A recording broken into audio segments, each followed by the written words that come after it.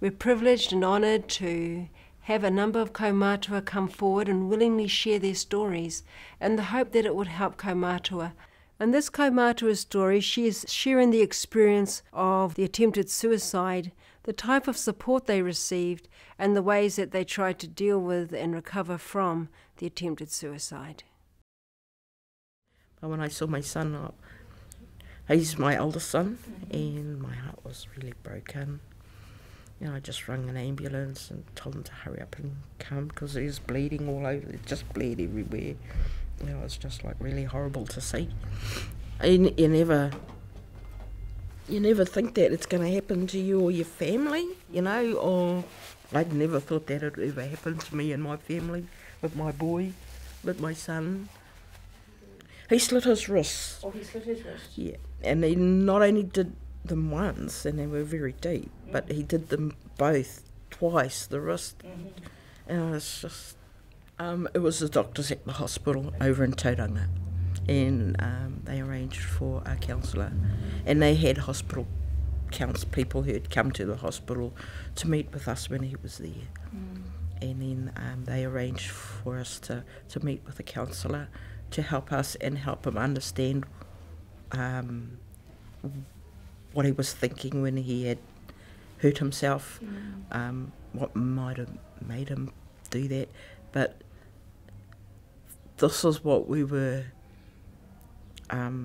said would happen at our meetings, and it didn't really happen at all. It was more of a blame than blame and shame. Yeah, then to say to us, look, we can help you.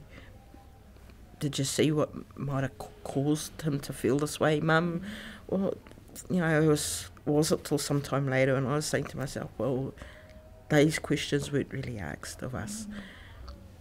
Kind of tried to talk about it, but it just always came back to just bad parenting. Parents away at work, or parents are away at the bar, or it wasn't the case at all. We looked after our children really well, and yeah, like I was saying, my husband was out drinking, and he enjoyed his drink, and he deserved to have his drink. He worked really hard, and I worked during the day and come home in the afternoons. Once we started the counselling, the hospital didn't come back to us again. We just went to our family doctor for follow-up on stitches for his wrists and dressings. But other than the first visit with the hospital when I rang for an ambulance, that was the only contact we had with the hospital, and they gave us the counsellor to visit and see. So there was no help at all at the hospital, really. There was nobody there to say, Did you like... tell your doctor? We spoke to the doctor, and he was somewhat helpful in Eldon's care as far as his mind was. I don't know or how I was feeling, or Dad too, because when I rang him and said what had happened and where we were, and that we were at the hospital, and he was like, oh, I'm coming to the hospital right now. And I said, it's okay, I'm here, and we'll be home soon. We'll come home. And he says, oh, no, I'll come to the hospital. So he come to the hospital. And he was like really shocked to see Eldon at the hospital and to see his arms all bandaged up. And he just hugged Eldon and says, what happened? Just asked him what happened. Why? And I remember Richard was really very good. And we went to counselling. He came with us to one of the meetings, and he kind of said, oh, he's not coming back to see this quack, kind of, you know, this idiot doctor man. And I said, well, we'll come back another couple of times for Eldon, so that Eldon had somebody other than Dad and I to talk to about how he was feeling and what made him feel that way to do that. but it never actually, nothing really come out from Eldon about it. And it was a good 3 or 4 months before we decided, I guess what's happened has happened, we just got to go forward and get on with it. And it didn't really get any help with it. There was nobody really that we could talk to, that or who we thought we could talk to. Our counsellor wasn't really a very good person for us.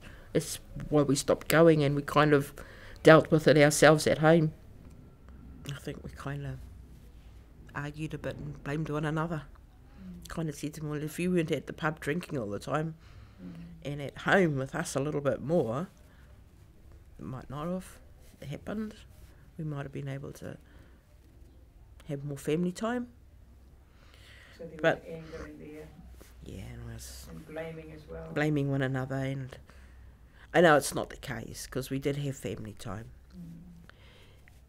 And I think I was just looking for someone to blame.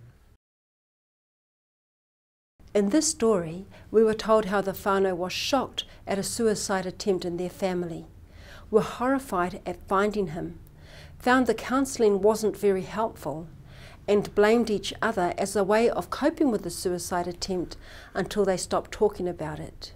This story highlights the importance of 1. Being watchful as a whānau, 2. Accessing professional support that is attuned to cultural difference, and 3. Honours the contribution of whānau in the recovery process as being valid. You can find supportive and useful help in Te Raumatatini's Māori Suicide Prevention resource, Te Whakauru Ora, Restoration of Health, in the Suicide Prevention in New Zealand videos on YouTube, and by phoning the Suicide Prevention Helpline. We sincerely thank our kaumātua for sharing their experiences with us and for the learning opportunities we've been afforded. E ngā whānau e ngā hapori Māori, kia tū, kia kaha, kia matara.